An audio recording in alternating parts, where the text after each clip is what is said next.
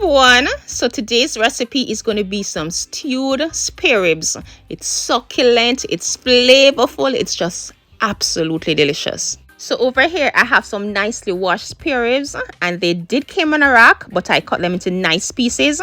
And the first thing you want to do is go in with some salt. Also to this I'm going to add some of my dry jerk seasoning. Yes, jerk seasoning. And I am not making jerk, but we fail to understand that the dry jerk seasoning have a wide range of complex spices and flavors that complements almost any dish. This dry jerk seasoning is my go-to, but you could feel free to use your regular meat seasoning or your all-purpose seasoning. That's okay as well. Now in with some of my green seasoning, which is blended scallion and thyme, garlic and onion, and some pimento peppers. Also to this I'm going to add a bit of browning, which is caramelized sugar, which is going to give these ribs that beautiful brown color.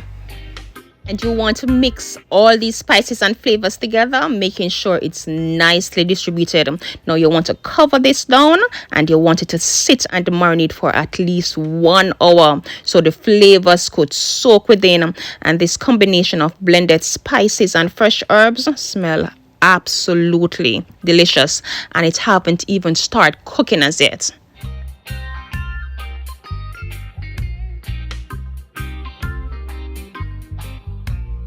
Now that these ribs are nicely marinated, now to my Dutch pot in with a tad bit of cooking oil along with some sugar, and I'm going to brown the sugar, which is also called caramelize. And as soon as the sugar starts to foam, then in with the meat. And this old school technique is what gives any stew that beautiful brown color.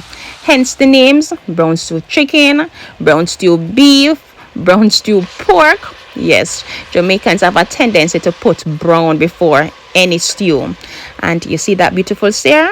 Yes, it's just beautiful. And you want the ribs to render down its fat, locking in that flavors by allowing it to fry a bit.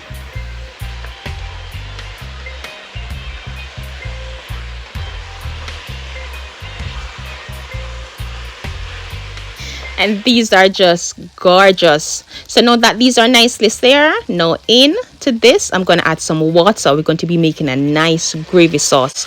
Also to this I'm going to add some ketchup. Yes, and for added flavor I'm going to add some chopped sweet peppers, onion, scallion, and garlic, along with some fresh thyme and a whole Scotch bonnet pepper. Now I'm going to cover this down, and I'm going to allow this to simmer under the lowest heat until the ribs are nice and tender. So about 30 minutes of simmering, and this gravy is nice, thick and flavorful. The ribs are just so juicy and tender.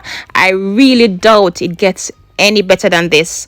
I'm gonna have this with some gungo rice and peas along with some sauteed veggies. This meal was just perfect. Everything was so delicious. And in my next video I'll show you how I made this beautiful gungo rice and peas. I just want to thank you so very much for watching, and remember, if you like this video, do not leave without clicking the like button.